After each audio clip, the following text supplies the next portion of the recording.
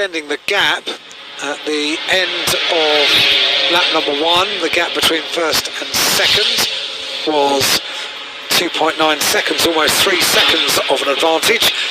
But we've already seen in the opening race of the day, he might be leading, but things can go wrong. And we had Kelvin Learn leading throughout the Macau Touring Car Cup race, and on the last lap, a problem befalling the car, and the car grinding to halts, pulling off and allowing the second place car to come through and take the top step of the podium. So although you can get an advantage, which is exactly what David Punn is doing, doesn't guarantee until you see the checkered flag. Through Police up to Moorish, through Moorish corner, and apparently driving very much within himself, not hugging the barriers or the walls. Can't afford to there. The tightest parts of the circuit on the final twists up towards the Melco hairpin. Confirmation of what we told you, that the gap at the end of lap number 1 was almost 3 seconds between David Punn and Chang Qianshang.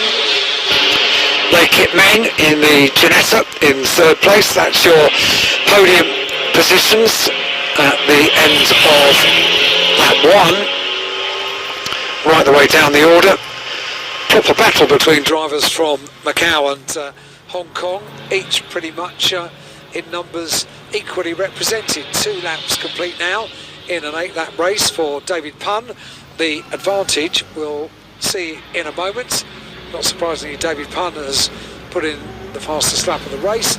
The gap has extended as we see the number 30 car coming to a stop out on circuit, and the yellow flags indicating that for everybody else. That's Mok Si Wang in the Z Challenger racing with PRP Lotus Elise.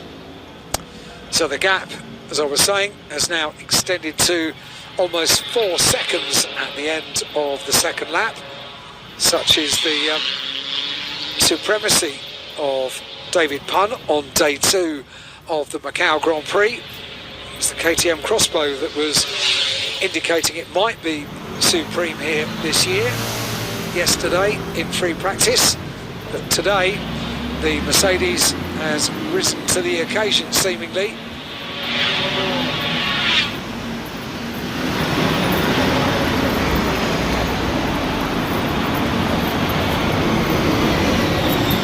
Having a look at that car lock in his Lotus Exige. Waved yellow indicated there, and a safety car board I saw in the background coming out as well. So yeah, the car of Mok Si Wang, I'm guessing, is the reason for the safety car intervention and the requirement for that car to be recovered. That's why we've got the safety car deployed for the second time today.